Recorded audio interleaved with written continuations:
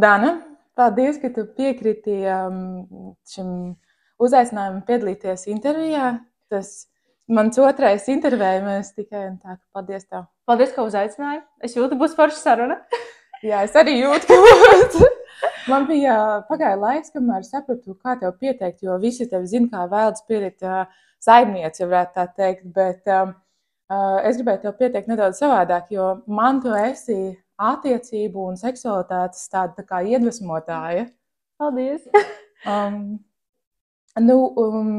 Man ir būtiski arī izstāstīt, kā mēs esam pazīstamas, jo tas īsti konteksts, kāpēc tu vispār esi šeit, jo es aicinu sievietes, kas man personīgi tā kā ļoti simpatizē un kuras es redzu kā tāds īstas iedvesmotājs, ja. Es atceros mūsu pirmo tikšanās. Jā? Jā, es īstenībā draudzenēm stāstu par viņu. Viņa bija tāda ļoti zīme. Tu gribēji stāstīt? Nē, pastāst. Man ļoti interesē arī, kā tu atceries to. Es atceros, ka tu laikam ar mani centies sazināties Instagramā. Mēs jau tobrīd, mēs tikai sākām šūt stīpiņu krūšturus. Jā. Un tu gribēji barošanas krūšturi. Un tu mani atradi kaut kādā veidā. Un es atceros, ka tu atbrauc pie manis uz mājām, tu ieskrēji studijā, tu pateici, viss, man vajag barošanas krūšturi, man vajag smukus, man vajag seksīgus, es gribu šito, no šitās mežģīnas, no šitādas tā, vai tu varēsi šito izdarīt? Tu tā kā tik ļoti labi zināji, ko tu gribi. Un tas bija tāds mums īstenībā ļoti zīmīgs moments, jo tad mēs sākām ražot arī barošanas veļu, jo es sapratu, ka, bet vajag labi izskatās, un tā, ka tu viņu uzlaikoji, kā palūstam, drīkst uztaisīt bildi. Un es nofočēju, un tad es atceros to, ka mēs viena mūsu darbniece nebija darbā tobrīd, un es viņai tā kā gribēju parādīt, paskaties, cik labi izskatās, un mēs skatījāmies, un tā, wow, jā, tik labi izskatās, jau, bet ir jāšuj. Un Dāna, īstenībā tas man bija ļoti īpašs laiks, jo man bija piedzimusi Līzete, un tajā laikā man tas bija kaut kāds tāds īstenībā liels pārbaudījums, ka tik bieži sanāk atkailināties publiskā vietā, ja? Tā kā tas ir tāds, tāds neizbēgama lieta, ja baro bērniņu ar krūti, un toreiz es meklēju veikalos kaut kādu pieklājīgu veļas variantu, un tas viss bija zem mana goda. Jā. Tā, ka tu man tiešām palīdzēji saglabāt to manu sajūtu pašai par sevi tajā laikā, ka tas bija super svarīgi. Jā. Un, zini, arī pēc tam, es, protams, kļuvu par tavu klienti, tā, cik tu rūpīgi dari savu darbu, un tur ir unikāla dizaina un suprīgākā kvalitāte. Un tad, kad es sāku mācīties coachingu, tu biji tas cilvēks, kas visu laikoja, atbalstīja, tā kā devi tādu sievišķīgu enerģiju, ka ej uz priekšu, dari. Tā, ka paldies tev par to. Paldies tev! Šodien esmu tev paaicinājusi uz interviju, lai dot iespēju arī citiem tevi iepazīt. Un man ir sagatavoti jautājumi tādās 3 lielās sekcijās, lai neradītu pilnīgi hausu, jo man, protams, interesē pilnīgi viss par tevi, un arī, tā kā, lai cilvēkiem ir iespēja uzzināt par tevi vairāk. Bet, lai būtu kaut kāda struktūra, tad iesim pa 3 grupām. Ok, esmu gatava. Tu esi gatava, tu esi gatava. Pirmā grupa būs ar jautājumiem būs par biznesu, tad būs par attiecībām, un tad mēs parunāsim nedaudz arī par tevi pašu. Tas tev būtu pieņemami, ja? Jā. Izklausās lieliski. Par biznesu ir tā, ka skaidrs, ka šobrīd tavs uzņēmums viņš aug diametrālā progresijā, un tev aizvien vairāk klienti, un aizvien vairāk modeļi, un tu attīsties, un viss notiek, ja? Viss ir tādu milzīgu vilkmi. Bet pastāst, kā tas viss sākās? Kā tas viss sākās? Ja godīgi, tad, teiksim, viss aizsākās jau kaut kad, kad es biju iepriekšējās attiecībās, kad es jau sapratu, ka man kaut kas trūkst, kaut kāda daļa manis ir pazudusi, vai varbūt pat, nezinu, viņa nav bijusi, un es viņu neesmu atradusi. Un man radās ideja par apģērbu zīmolu. Tieši tas nosaukums Wild Spirit. Un tas bija tas, kas trūka. Man vienkārši nebija. Un es kaut kādā veidā centos uz šo nosaukumu sevi piepildīt. Un tā radās tas nosaukums. Sākumā, protams, bija apģērbs. Un Wild Spirit transformējās uz kaut ko tādu, kas jau ir tāds atbilstošāks manai būtībai. Tad, kad es izšķīros no sava vīra, un man sākās jaunas attiecības ar Daumantu. Un tad sākās tās tā kā manis meklēšanas ceļš. Un tad mēs aizgājām uz veļu, uz buduāru, uz tādu nedaudz erotiskāku. Un principā tas zīmols ir izgājis visiem posmiem, kas ar mani paši ir noticis. Ja tu pasēsi uz mūsu zīmolu, tu tā kā redzi manus iekšējos procesus visus. Jā, un tā viņš arī sākās. Vai tu atceries, kāda bija tā sākotnējā, pati sākotnējā sajūta par to, kas tas būs, ko tu radīsi, un kā tas transformēsies tālāk? Tev jau bija kaut kāda vīzija toreiz. Toreiz man bija vīzija, ka tas būs tāds tā kā vairāk tāds bohēmisks apģērbu zīmols, kaut kas uz to pusi, kaut kas nedaudz eksotisks, un tas kādā vienā tajā periodā viņš tomēr novirzījās no tā visa, tā nebija tā vīzija, un īstenībā tas man arī iemācīja atteikties no kaut kāda iepriekšējā plāna, ja tev viņš tā kā vairs nedara, tā kā viegli palaist vaļā un tad turpināt nākamo. Un tagad, ja godīgi, viņš nedaudz atkal ievirzās tajā bohēmiskajā, tas, kas ir manā moodboardā salikts un plānā, ko mēs te ražosim, viņš nedaudz atkal attiet atpakaļ. Tā kā iespējams, sākotnējā vīzija vēl turpināsies. Tas nogājis tādā aplī. Jā. Tas ļoti interesanti. Un tad es saprotu, ka tu nepieķeries ar visu sev pie viena konkrēta koncepta. Tu esi tāda visu laiku plūstoši, jo man liekas, ja tu pieķeries, kaut kurā mirklī tu jau pati mainies un tev vairs nav interesi, un tev tas nedara. Un ja tu turpināsi to vienu lietu vienkārši vilkt maksimāli līdz galam, tu sevi sabeigsi. Tāpēc arī gan dzīvē, gan arī biznesā es cenšos nepieķerties. Es skatos, ja tas nestrādā, mainam kaut ko, pilnveidojam, varbūt vispār daram kaut ko citu. Un tas man ir īstenībā tieši tā biznesa vide man ir iemācījusi šādi rīkoties. Jo pirms tam es pieķēros vienai idejai, un es viņu nesu līdz pēdējam. Bet tas varbūt, dzīve ir tik mainīga, un tad tas pat reizēm tevi var sagandēt.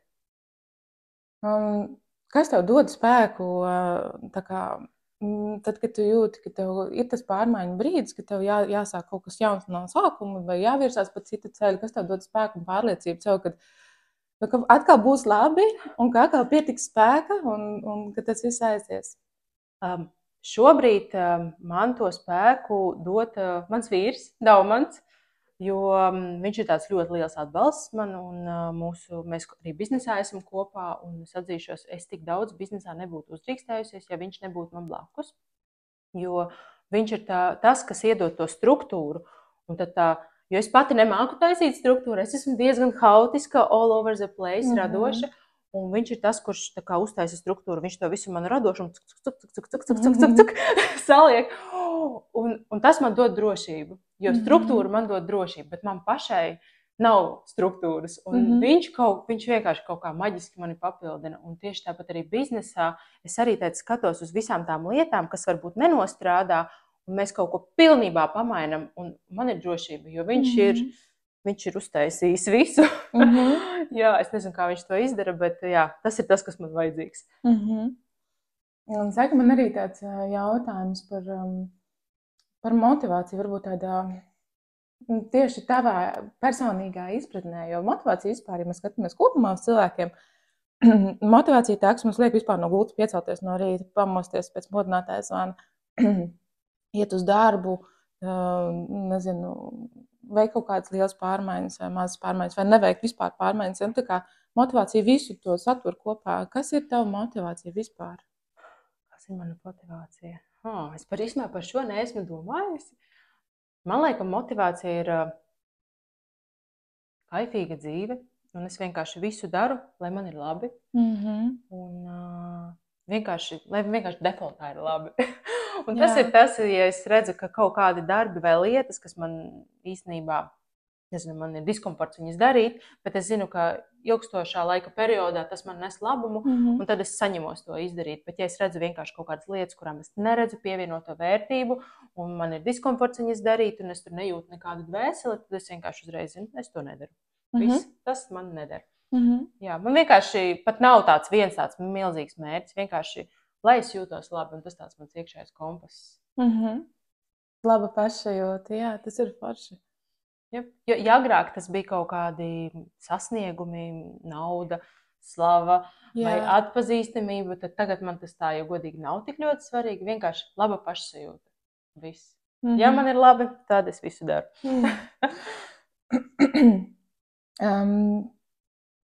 Es gribēju pajautāt par kaut kādiem drūmākajiem periodiem uzņēmēja darbībā. Noteikti tādi ir bijuši. Tāds specifisks jautājums. Kā var zināt, kad šobrīd, kad šis ir tas punkts, kad ir jāpieliek, ka šeit ir stop, šito taisam ciet un taisam kaut ko pilnīgi citu no jauna? Ja mēs runājam par uzņēmēju darbību, tad to pat ļoti easy var izmērīt, kas ir tas punkts, kad kaut kam ir jāsaka stop. Tad, kad apstājās naudas plūsma, tad, kad vairs tā nauda vairs tā neplūst, un tu redzi, ka viņa kaut kur aizplūst citur, tad tu pārskati to visu, un tad tu saproti, ka ir jāsaka stop. Kaut kas ir rītīgi jāmaina. Man tāds viens moments bija, jo mana, teiksim, ja mēs runājam par to manu uzņēmējdarbības vīziju, tad man bija doma, ka es taisīšu ražotni, ka man būs milzīga studija, kur būs šuvējs, un mēs tā kā visu in-housā šūsim, un ka es tā kā to visu procesu kontrolēšu. Un es pamazām sāku iet uz to, un tad es sapratu, ka es to vairs nevaru kontrolēt. Es esmu pārāk tāda mākslinieciska, un es īstenībā, man nav dotības vadīt lielu komandu, un es jūtu, ka man bija, cik man tie darbinieki, jau 5 bija vai cik, un ka es vairs nesaprotu, kas notiek mājās. Es redzēju, ka īstenībā es varbūt nevaru tos darbiniekus nomotivēt pareizi, kā strādāt, lai tas būtu produktīvi, un kaut kurā mirklī tas viss pārvērtās par tādu vairāk tādu tā kā draudzēšanos un izklaidi, un nauda vairs netika pelnīta, un tad es sapratu, ja mēs šito turpināsim, tad vēl Spirit vienkārši aizies dimbā. Un tas arī bija tas moments, kad Daumac ienāca mūsu uzņēmumā. Es atceros to, ka es vienkārši tā raudāju. Es vienkārši sapratu, ka tā mana vīzija un viss, viņi tā kā nestrādā, un man liekas, ka man pasaule grūst. Un tad mēs vienkārši sākām skatīties tādus variantus, un mēs sapratām, mums ir jāatsakās no šī modeļa, viņš nestrādā. Acīm redzot, viņš nestrādā. Ka īstenībā finansiāli izdevīgāk nav šūt pašiem visu un kontrolēt darbiniekus, un katram darbiniekam ir, tas ir tāds ļoti sarežģīts process, jo katru darbinieku tur vajag sačabināt un viss tur, un tad mēs vienkārši sapratām, ka mums ir jāsadarbojas ar Latvijas ražotnēm, mums ir jāmeklē, jārok forša kvalitāte, un tā mēs varam realizēt visas mūsu idejas, un mums nav tas risks ar to, ka mums ir vesels bars ar darbiniekiem.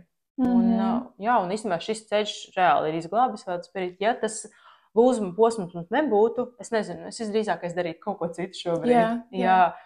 Un tas ir vienkārši skats. Tādā ziņā, ja jūs nebūtu kopā pieņēmuši lēmumu, ka šitas tomēr nestrādās, jūs būtu nokurinājuši sevi. Jā, mēs būtu nokurinājuši vēl Spirit, un viņš nekur tālu nebūtu ticis.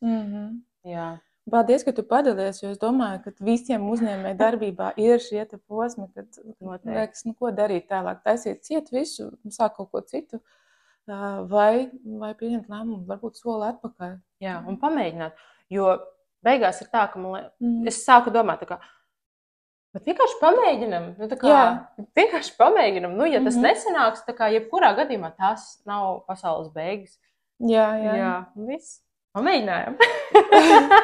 Īstenībā man par šo jautājums arī iespējams, tā sākšu no otras puses. Jautājums ir par to, vai tev ir bijusi kaut kāda biznesā, bijusi kaut kāda mācība, kas tajā brīdī bijusi ļoti smaga, un pēc tam tas izrādījās kā vislabākais lēmums, labākā skola.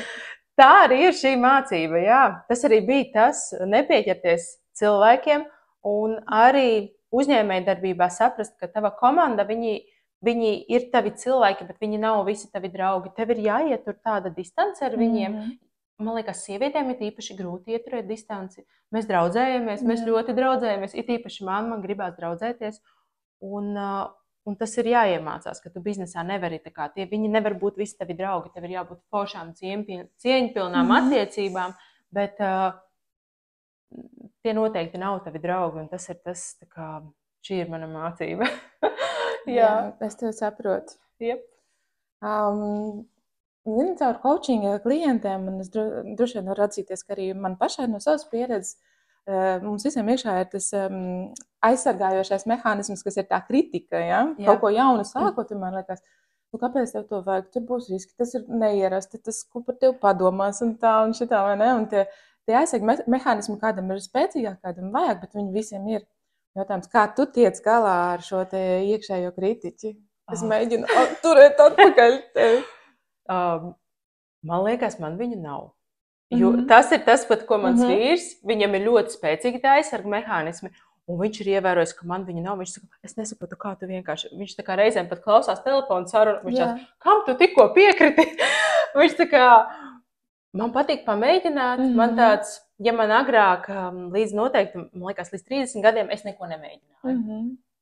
Bet tad man kaut kas atvērās, vienkārši sapratu ar katru pamēģināšanu, tu iegūsi tik interesantu pieredzi, negatīvu, pozitīvu, bet viņa ir tik tāda, viņa tevi bagātina. Un man pat patīk tas tāds kaifs pamēģināt kaut ko jaunu.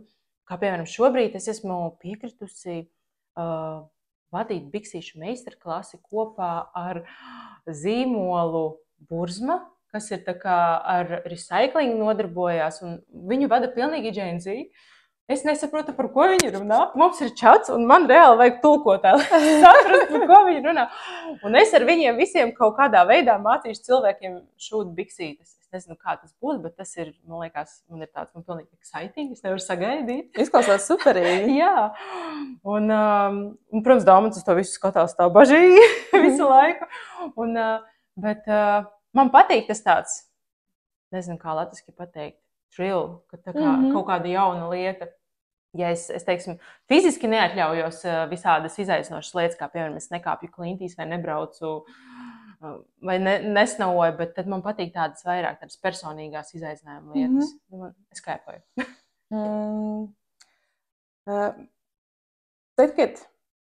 Tad, kad ir tā kā tev, ka tu dari savu sirds lietu un tas tev nes tik daudz prieka, kā tu spēj sadalīt laiku, kas būs veltīts? Ir ceļš vēl jūs kopā ar Daumanu strādājat. Kā jūs sadalīt laiku? Šis ir darbam un šis ir privātai dzīvei? Man, teiksim tā, darbs ir tā kā ļoti liela tāda manas personības daļa. Jā. Un man pat ar viņu ir uzlabojušās attiecības no tā, ka es varu dalīties šajā. Un viņam īstenībā tā strādāšana arī ir asinīs, un mēs kaut kādā veidā esam palikuši tuvāki viens otram, jo mēs varam šo vienu tādu foršu lietu, ka mēs varam tā kā kopīgi darīt. Bet es atzīšos, mēs darbā ir brīži, kad ir tiešām, kad ir ļoti daudz darbs, ir liela slodze, tad gan mēs mājās tā piebremzam, tad par darbu mēs nerunājam. Nu tā, ka tomēr darba diena ir beigusies, un tad mēs vairs neko nerisinam. Bet, ja godīgi, mēs tā baigi nedalām. Mums ir tāds dabīgs tāds plūdums tajā visā. Jā, un tad mēs vienkārši skatāmies, ja ir drusku pa daudz tas darbs ir, tad mēs tā kā viņu piebremzējam, tad varbūt mēs kaut kur aizdodamies, atpūšamies, kaut kādu randiņu uztaisam un vairāk tā kā pačubinam savas attiecības. Un jā, mēs skatāmies tā pēc vajadzības. Bet tā, strikti mums tā viss tā sadalīts, tā nav. Tad sanāk, kad jums ir tāds jūtīgums, ka jūs jūtat, ka šitam ir nedaudz par daudz darba lietas, tad jūs tā kā varat. Jā, mēs vairāk tā intuitīvi skatāmies. Es vienkārši jautāju arī lielā mērā, tāpēc, ka mēs ar vīru arī esam pamēģinājuši strādāt kopā, un man personīgi tāds modelis nestrādā. Nestrādā? Nu, es īstenībā to esmu dzirdējis atsauksmes no daudziem, ka viņiem nestrādā šādi modeļi. Jā, bet es laikam skatoties kā, jo man jau liekas, mums tās personības ļoti, ļoti līdzīgas attiecībā uz darbu, jo kāpēc es vispār viņam piedāvāju strādāt kopā, jo Covid laikā viņš ļoti daudz strādāja no mājām, un es klausos, un man tā patīk, kā viņš tās sapulces vārda attālināt, viņam tas balss tembrs tāds pamainās, un viņam tur, es sapratu, ka ir tas tāds darba Daumans, un viņš tāds seksīgs, un es tā klausos, un man tāds, rītīgi forši, un es sapratu, ka viņš ir tik profesionāli visu risina, visas problēmas, jo pirms tam es nezināju, ko viņš darbā tā baigi dara. Un man tā likās, man tā kā gribētos viņu nocepēt sev, jo viņš tāds visu, es ieraudzīju viņā vēl citu vērtību. Jā, un tad, es nezinu, man patīk tas darbs, un tā kā man gribās tā dalīties ar viņu tajā visā. Jā. Klausies, mēs esam tagad plūstoši nonākuši pie nākamās tēmas, kas ir par attiecībām. Un tieši par jums ar Daumantu. Izklausās, ka jūs esat ārkārtīgi labi satikušies. Vai tas bija jau uzreiz skaidrs jums, ka jūs esat īstie viens otram? Viņam bija viss uzreiz skaidrs, tā kā uzreiz. Man ļoti patika, man bija ļoti, ļoti viegli ar viņu, bet es biju izdomājusi, ka es vēl negribu attiecības. Jo man likās, kad tu izšķiries no iepriekšējiem, tev ir nepieciešams periods, lai sevi atrastu, padzīvotu ar sevi un pabaudītu savu vienatni un pabūt pašai ar sevi. Un es burtiski gan uzreiz ar viņu satikos, un es sākotnēji pretojos un centos viņu visādos veidos tur atbaidīt. Un, ja godīgi, es arī dziļi iekšienē es vēl noteikti ar sevi strādāju, un es zinu, ka es cīnījos ar to vienu domu, ka es neesmu pelnījusi laimi, un es redzēju, ka tur viss ir forši, un es kaut kādā veidā sev, protams, sabotēju sevi šādā veidā un centos viņu atgaiņāt, bet viņš bija ļoti, ļoti pacietīgs. Ar Dievs, viņš izcieta visu, kā es viņu tur visādos veidos, tiši prom. Un, jā, paldies Dievam, ka viņš ar mani palika. Jo tagad ir pavisam savādāk. Jā. Bet jā, es negribēju sākumā attiecības. Pagāja kaut kāds ilgs laiks. Mēs pat sākām dzīvot kopā pēc kaut kādiem varbūt 7 mēnešiem. Jo mēs jau palikām viens pie otra. Un es vienkārši redzēju, ka viņš no rīta, viņš mostās. Es pat viņam neļauju drēbes sastāt pie manas mājās. Viņš no rīta mostās, viņš aiziet uz mašīnu, atver bagāžnieku, tur viņš izvilk drēbes, un es to momentu tā redzēju, man tāds, mums bija sarunas, klausies, sākam dzīvot kopā. Un viņš tāds, ok, beidzot. Un es tā kā viņu piedāju pie manis dzīvot, un tad bija tā, ka viņš, kad pārvācās, tajā pašā dienā, vakarā, es viņam teicu, klausies, man liekas, tā bija kļūda. Viņš saka, viss mans pārvācis, es esmu uzteicis dzīvokli, nav mums vairs atpakaļ ceļa. Tu nobijies? Jā, es ļoti nobijos. Es tā kā sākums man bija ļoti, ļoti, ļoti bailīgs. Ja viņš nāca tāds atvērts, tīrs un gaišs un tā kā gribēja mani pieņemt visu, kāda es esmu, bija gatavs lobīt nost visas tās kārtiņas, visu, jo viņš redzēja, ka tur apakšā ir. Un tad es tā kā ļoti, ļoti pretojos. Tātad Daumantam ļoti laba intuīcija. Par jums abiem, jā? Viņam ir lieliska intuīcija. Viņš ir vienkārši tāds cilvēku lasītājs. Kā tev liekas, tu esi mainījusies kopā ar viņu? Vai tu kā cilvēks esi mainījusies? Pavisam noteikti. Tas, kas bija, tad, kad Daumans man iepazina, tā Dana, un tagad Dana ir tā kā pilnīgi 2 dažādi cilvēki. Tā kā absolūti 2 dažādi cilvēki. Man būšana kopā ar viņu atļāva kaut kādā veidā pavēra iespēju sevi ieraudzīt un pieņemt, un es jūtos, tā kā es pirmo reizi dzīvē jūtos absolūti droši ar otru cilvēku pilnībā atklāties, pilnībā tā kā nevienu aizsarkārtiņu, jo vienmēr, tev ik pa laikam vienmēr man ir gribējies kaut ko paturēt, kaut ko pavilkt uz savu pusi, kaut ko pabakstīt, tad šeit es jūtos brīvi, es zinu, ka es varu būt absolūti, kāds ir tas latviešu, vulnerable, es varu būt vienkārši tik ļoti vaļā, un es zinu, man vispār neviens nenodarīs pāri, un tā ir tāda drošības sajūta, tas ir tāds kaifs. Jā. Es vienmēr esmu domājis, ka tādās veselīgās attiecībās tur notiek brīnumainas lietas ar abiem. Tā kā superīga platforma. Tas lūdzu. Pagaidiet, tas ir sausīti. Tā sarādināja, es negribēju. Kārtībā. Mazā sariņa. Es gribēju pajautāt, cik ilgi jūs kopā? Mēs esam kopā 7 mēneši. Jā. Mums bija tieši pirmā randiņa gada diena, 1. septembrī, kad mēs bijām Sicīlijā. 7 gadi sanāk, jā? Jā, mēs esam 7 gadus kopā. Un tas jau ir tā kā mūsdienās, tas jau ir ievērojams cipars, jā? Tā kā šajā mainīgajā laikā un visam tas jau ir tāds vērtīgs nopietns attiecības. Un saki, kas ir tas noslēpums, kā veidot ilgas, laimīgas, foršas attiecības? Manuprāt, viens no tādiem visforšākajiem noslēpumiem, tādiem rīkiem ir runāt daudz un ļoti. Un mums patīk taisīt tādu kā attiecību revīziju. Nevis tad, kad viss ir slikti, tad, kad tu esi dusmīgs vai nepaēdis vai tāds. Un tādos kritiskos brīžos tu reizēm tad izdomā kaut ko atrisināt, uzlabot. Tas ir vissliktākais moments. Bet tad, kad tu jūties forši un labi, mēs varam vienkārši apsēsties un vienkārši parunāt par mūsu attiecībām, kādas viņas ir, kas mums patīk, kas mums nepatīk, šis bija forši, tas bija rītīgi forši, mēs tādu kā uztaisam tādu kā revīziju, Jā, un tas tāds ir viens tāds pozitīvais aspekts, ka tu saņem to pozitīvo atgriezenisko saiti, tu tā kā tevi paslavē par šito, tev pasaka, ka šitas bija forši, un un tev gribās vēl vairāk kaut ko labu darīt. Tas arī, piemēram, ko man Daumanis ir iemācījis arī, teiksim, kā izteikt kritiku, jo kā mēs strādājam kopā, mēs viena lieta, ka, teiksim, darbā viss ir rītīgi forši, viņš tur, bet kad mēs, piemēram, taisim saturu, kur mums ir jāfilmē, jātaisa kādam citam, piemēram, kaut kādas reklāmas.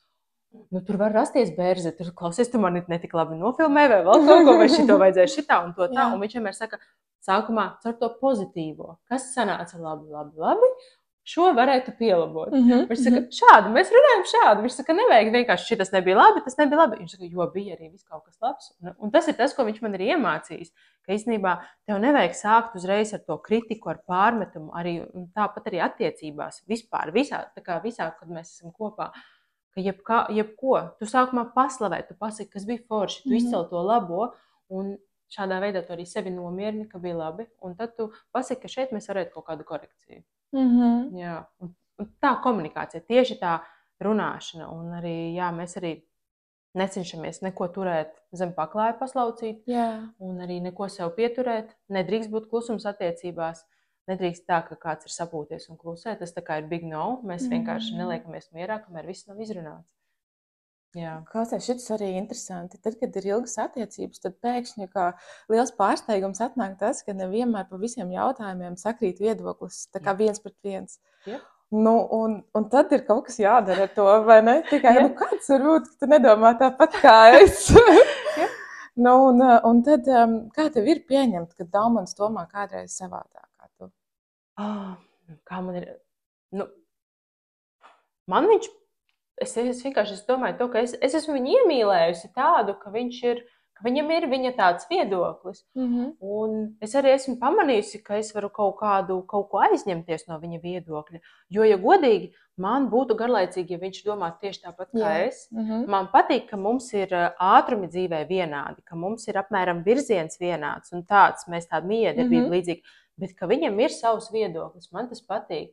Un ja es redzu, ka viņš ir objektīvs un foršs un savādāks, tas man patīk tā diskusija. Jā.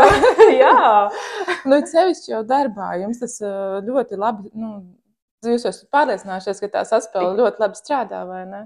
Jā, jo, ja mēs būtu pilnīgi vienādi, mums neietu biznesā, jo viņš redz kaut ko tādu, ko es neredzēšu, un es redzu kaut ko tādu, ko viņš neredz. Un tad mēs vienkārši jau bizness pierāda, cik tas īstenībā ir forši, ka tu neesi pavisam vienādi, ka divi vienādi cilvēki. Jā. Tas ir interesanti ļoti. Bet klausies vēl par to, jums, protams, ir ļoti pozitīva pieredze, kopā strādājot ikdienā. Ko tu varētu ieteikt tām visām citām klausītājām, sievietēm, kas arī domā, varbūt kaut ko ar vīru kopā darīt vai draugu? Kas ir iepriekš jāpārunā? Iepriekš īstenībā, man liekas, būtu jāpārliecinās, vai jums vispār tā kā saskan tā vīzija. Vēl ir ļoti svarīgi kaut kādā veidā pārliecināts, ka nebūs tā, ka viens ņems virsroku visu laiku, jo tās ir tādas tā kā partneru attiecības. Jūs arī tāpat arī attiecībā jūs nedrīkstat, attiecībās dzīvē nevarat ņemt virsroku. Varbūt kāds var uzņemties vairāk atbildību, bet ne virsroku. Un tas, man liekas, ir tas, kas biznesā var traucēt, ja kāds ņems virsroku. Un tas pēc tam arī īstenībā var atspēlēties arī attiecībās. Tas tā kā nebūs tā, ka tu pārņemsi darbā virsroku pār vīru savu, un mājās viņš tev būs vīrs. Tur tomēr tā jūsu miedarbība no darba, viņa nāks uz mājām. Un tāpēc arī daudziem ir grūti izveidot, kopā strādāt ar vīru, jo nevar jau atstāt to visu darbā, jums ir pārāk tuvas attiecības. Sanāk tāds tā kā atbildības sadalīt? Jā, atbildības sadalīt un arī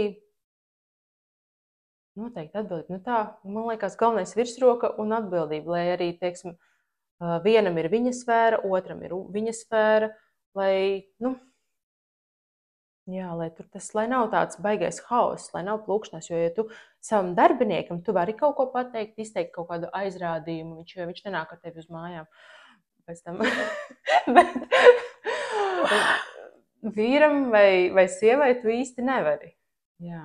Jo man arī, piemēram, ja viņš reizēm darbā man tā kaut ko kritiskāk nedaudz pasaka, es tā mēģinu tā. Jā, tas tur drusku vairāk ir jāstrādā ar tām attiecībām, ja gribās biznesu kopā veidot.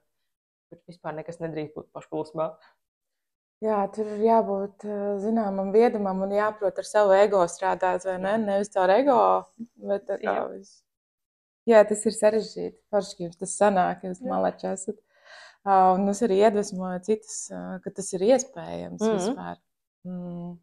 Klausies par sociālajiem tīkliem. Tad tur es paskatījos ļoti daudz sekotāju, ja? Milzīgs pulks. Un mūsdienās, kad laiks ir tik, cik viņš ir, tad tas ir pārdomāts lēmums, kāpēc tie cilvēki vēlas saņemt no tevis kaut kādu informāciju, redzēt tevi. Jo tu esi ļoti atklāta un tā informācija, viņa ir tāda, viņa nav tāda nopulēta. Tāda. Kā tu domā, kā tev vietā, tev tur ir viss tā informācija. Nu, saki, kas ir tas, ko tevi sekotāji vēlas saņemt no tevis? Kā tev šķiet?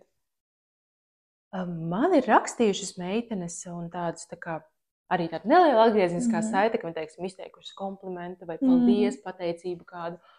Viņām patīk tā dzīves prieka deva, tāda dzīves mīlēšanas deva, tāds kaut kas pozitīvs un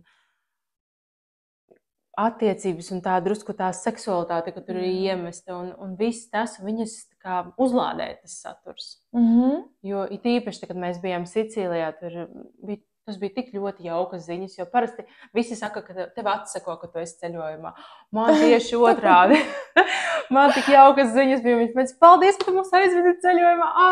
Un tiešām bija tik foršas tādas ziņas no meitenēm. Un tad es sapratu, ka cilvēki mums seko daļ tā dzīvesprieka, tieši daļ tās mūsu dzirkstelītes, un viņi grib to, viņiem patīk paskatīties uz to mūsu redzējumu. Nedaudz patslēgas caurumu. Jā, es arī varu no savas puses pateikt, ka tas ir arī tas, kas man patīk tajā saturā, ko jūs veidot. Principā, jo tas profils ir ļoti daudz par jums abiem. Jā. Ka tur ir tāda neliela iedvesma arī par to seksualitāti. Viņa tāda nedaudz, viņa tāda uzreiz gribās kaut ko skaistu nopirkt no jums, no Wildspiritus, vēl kādu jaunu patkastījumu vai kaut kādu jaunu apakšai nopirkt. Jo liekas arī jūsu produkts vispār viņā ir tā enerģija jūsējā. Tā arī ir. Jā, to jūt ļoti. Un vispār Daumanta humors. Tas arī ir episki. Jāsaka, maz kas tik ļoti sasmīdina kā Daumanta video. Tas bija viens no tādiem momentiem, kad mēs ar viņu pirmoreiz satikāmies, pirmais randiņš. Viņš man gribēja vest uz restorānu, tur pēc visiem fenšu. Es saku, vai labāk braukt, jo sākumā restorāns, un pēc tam uz kaņieri tā, ko viņš gribēja mani vest pastaigāt. Es saku, vai uztaisim tur pikniku labāk? Nē, uz restorānu. Mēs iebraucam Rimčikā, sapirkām sviestmaižu materiālu, uzkāpām kaņieri takas skata torni, uzlikām sedziņu, sēdējām uz malas, kājas šupojām un ēdām tās maizītes un pļāpājām. Un viņš man vienkārši visu kaut ko stāstīja, un es sapratu, ka viņš ir tik smieklīgs. Un viņš man vienu joku pastāstīja, kā viņi tur ar kaimiņu. Viņš vienkārši stāstīja notikumu no dzīves, bet viņš viņu stāstīja tik tā sulīgi ar visām izteiksmēm un visu, ka es esmu tur un es vienkārši tā smējos, ka man liekas, ka es nedaudz apčurāju. Un es atceros, ka man bija trikotāžas kleita, un es domāju, es tiešām, man ir sanāca, un es jau man ir drusku augstu, vai es varu aizņemties tavu džemperi, bet es apsēju vidu. Sals tam vidu, ko tieši tur sals. Tas ir forši. Jā. Man ļoti patīk, cik tu esi godīga. Kā ir, tā ir. Bet tā, es tik sulīgi smējos, es vienkārši, Jā, tas ir forši. Humors vispār ļoti svarīgi ir, lai attiecībās var pasmieties kopā. Tas, man liekas, ļoti atdzīvina attiecības. Jā, piekrīt. Mēs esam pietuvojušās trešajai tēmai, kas ir sievišķība, un par tevi arī vairāk. Zini, sievišķība liekas, kas tur ko runāt, ja, par sievišķību, bet man liekas, ka tur ir tik daudz nokrāsas tam. Un man ļoti interesē, ko tev nozīmē sievišķība. Man sievišķība nozīmē ir savas būtības pieņemšanu, būt tādai, ļaut sev būt tādai, kāda tu esi, bez visām tām aizsargkārtiņām, un ar to, jo tiklīdz tu sev ļauj vaļu, vienmēr parādās tāds vieglums, tāds vīgums, jo man liekas, mums visām sievietēm tas ir kaut kur apakšā. Mēs vienkārši uzliekam, kāds mums ir aizvainojis, mēs uzliekam kārtiņu, kāds mums kaut ko ir pateicis, uzliekam kārtiņu, kaut kur nav paveicies, un tās visas kārtiņas to sievišķību, man liekas, nobloķē un aizēno. Un tajā mirklī, kad tu viņas tā kā ņem nost tās kārtiņas, un tu vienkārši ļauj tai pasaulē ieplūst sevi, izdzīvo viņu, izlaid ārā, labajam, sliktajam un nenorobežojies, tad tā sievišķība nāk ārā. Un, man nozīmē būt sievišķīgai, tā kā būt atvērtai, būt vaļā. Ļoti skaisti. Paldies. Laikam es piekrītu tev. Man arī ir līdzīgs viedoklis par sievišķību. Tas nav par vizuālo, tas ir vairāk par tādu atvērtību. Jā, tas ir tāds iekšējs stāvs, jo tīri tehniski, man liekas, kad sieviete ir vaļā, tu pat neievēro, kā viņa izskatās, viņa vienkārši ir skaista un viss, jo tā vienkārši ir. Jā, es tev pilnībā piekrītu. Kas ir kaut kas tāds, ko tu sev esi pilnībā piedevusi un vairs necenties pavisam varītēm to mainīt? Ko es jau godīgi vēl joprojām strādāju ar visādām lietām. Es varbūt zinu, ka līdz galam es varbūt sev neesmu piedevusi. Tur tāds ilgāks process paiet, bet es vairāk priecājos, ka šīs lietas man vairs neietekmē manu dzīvi. Nedaudz varbūt ietekmē, šad tad uzpeld, bet ne tik ļoti lielā mērā, kā es dzīvoju, kā es uzvedos un kā es daru. Vienkārši šad tad kaut kādos grūtākos periodos var uzpeldēt. Jā. Ko es sev esmu, ja viena lieta, ko es esmu sev tiešām, ko es esmu strādājusi un ko es esmu sev piedevusi, tas, ka es esmu izšķīrusies no sava iepriekšējā vīra, jo tas tāds ļoti sāpīgs moments, man liekas, jo tu tik ilgi esi bijis ar kādu kopā, un tad tu esi tā, kas izjauc ģimeni. Un tas ir ļoti grūti. Tu redzi, cik ļoti visi ir tevi vīlušies, visi tavi radinieki. Un pats grūtākais jau moments ir savam dēlam to pateikt, ka mēs vairs nebūsim kopā. Jo es biju viena pati. Es biju tā, kas viņam pateica. Un nevis mēs abi divi kopā, bet es. Un tad es ļoti ilgu periodu sevi mocīju par to un domāju un pārmetu. Man tas malās pa galvu un ik pa laikam uzpeldēju. Tad tagad es varu teikt, ka tiešām šo viss, it's done. Viss. Tā bija labā, pareizā izvēle, un pa lielam visi ir teikt laimīgāki. Jā. Kādam bija tas jādara.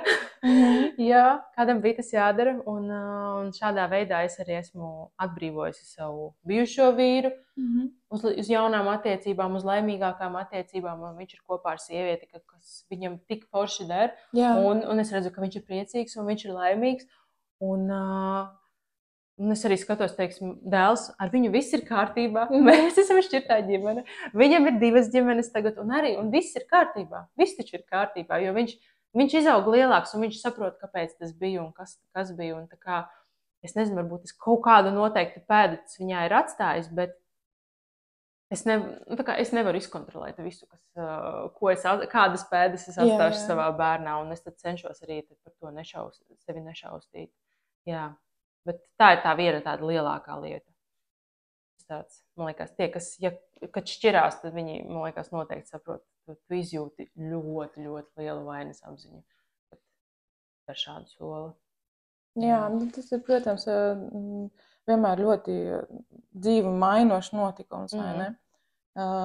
Bet es laikam, manā pieredzē esmu dzirdējis tikai stāstus, kuru gala rezultātā visi ir ieguvēji pēc šķiršanas. Ja tā ir noticis, un tas lēmums ir kādreiz tiks pieņemts, tad pēc tam visi ir dzīve ir tikai uzlabojusies. Tieši tā, pēc vairākiem gadiem, tā kā tu zini, ka tas bija pareizais lēmums. Saki, par tavu sievišķību, varbūt gan iekšējo, gan ārējo, kā tu rūpējies par sevi? Kas ir tas, ko tu tā kā... Es sapratu, ka manai sievišķībai par labu nāk sports.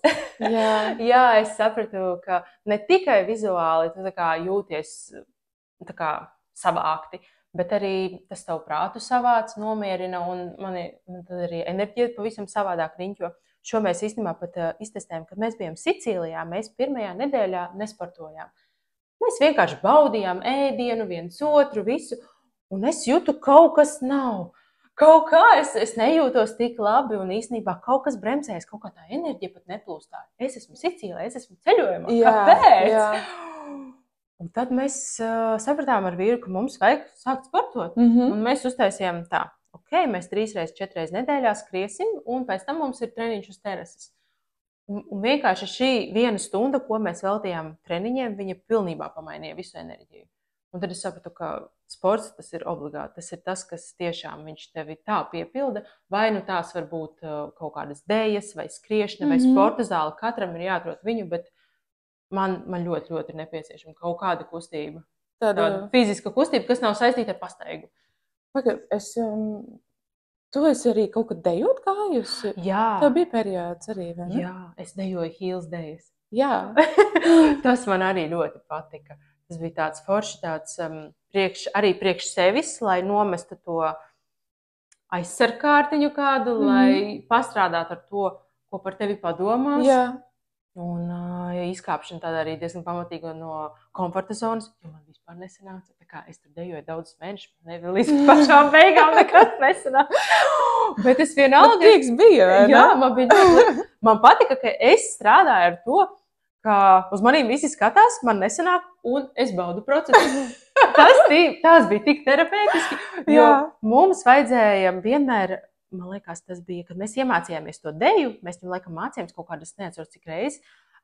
Pēdējā nodarbība bija tāda, ka mēs visi dejojam pa 3 bez spoguļa, un uz mums skatās visas meitenes. Un tad ir tā, ka visi filmē to procesu vēl arī parasti, un es arī palūdzu, lai mani safilmē, un tas izskaties tik smieklīgi. Tā kā es tur vienkārši, man ir abas kreisās kājas, un es tur kārpos kaut ko tur, bet es tik forši jūtos, un es skatos, man tik forši slēdz, man tik klīmā. Atradi, ko ieraudzīt, kas tam man patīk. Jā, un tas vispār bija rītīgi nice.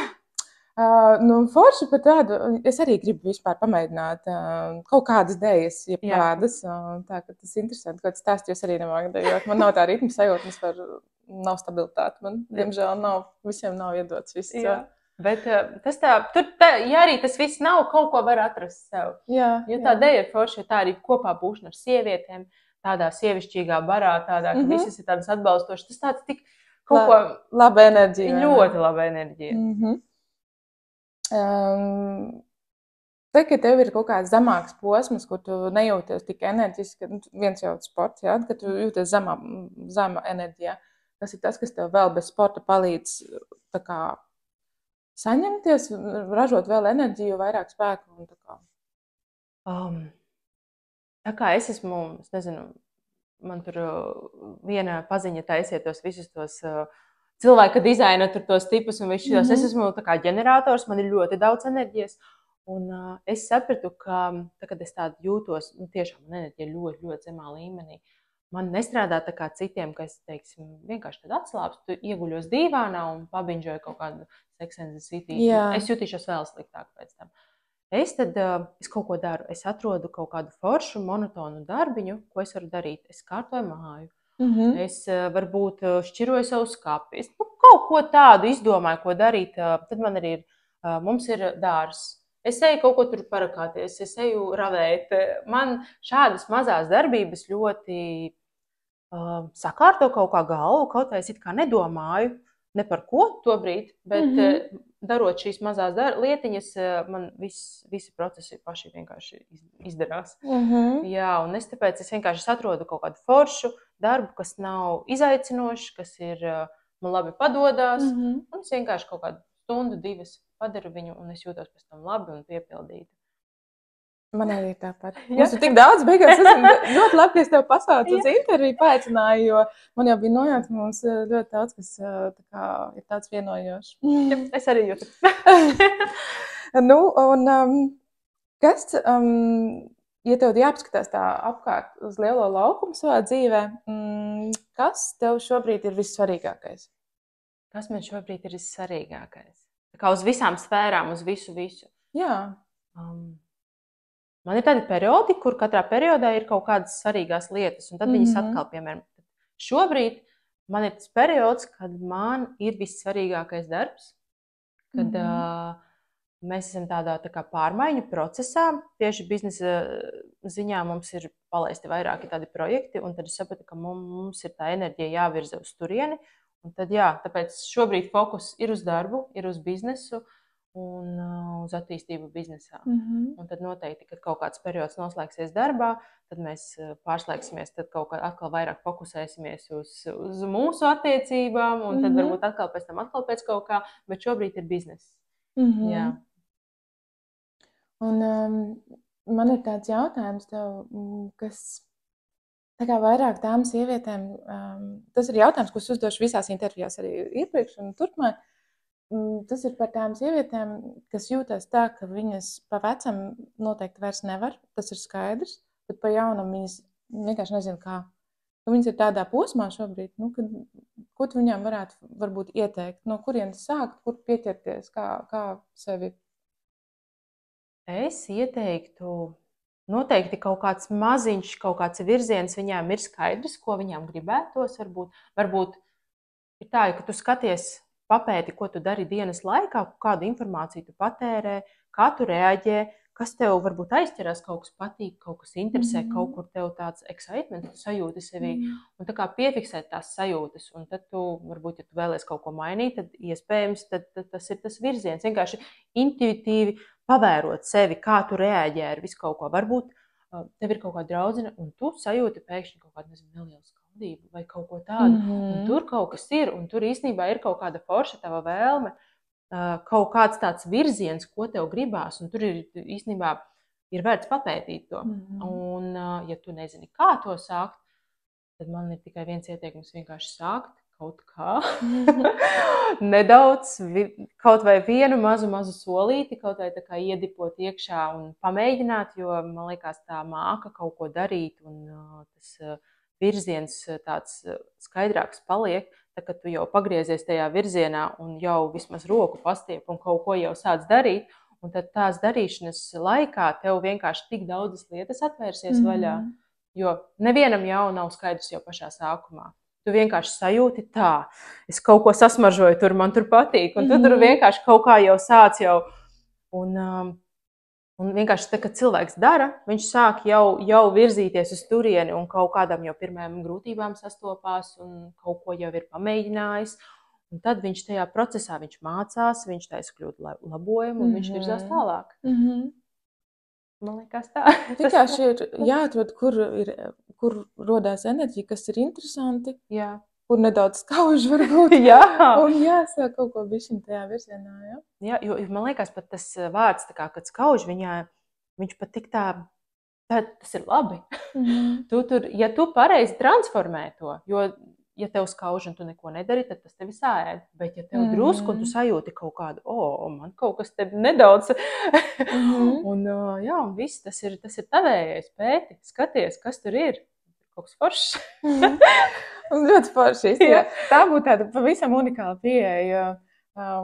Uzaicināt uz pusdienām, piemēram, meiteni, kas tev ejam pusdienās. Ejam. Jo man tā ir bijis, ka man ir kaut kādas meitenes, kuras jūt, man kaut kas tur notrigerēja, un es tā paga, kas tur ir, kāpēc man trigerē, un es redzu, ka ir tā viena lieta, kas viņai forši sanāk, un kas īstenībā, ko man gribētos tā kā savā dzīvē implementēt. Un es uzreiz, es tiešām tiklīdz kaut tu sajūti šādu, nevajag noliekt tās emocijas.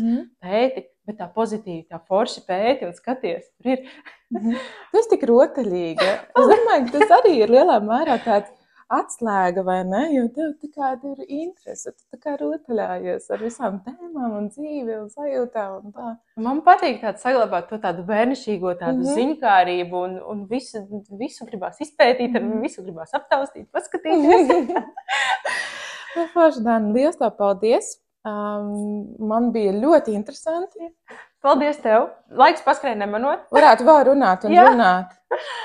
Paldies tev liels! Paldies! Man ļoti viegli bija ar tevi runāt, man ļoti patīk. Paldies, man tāpat apusē.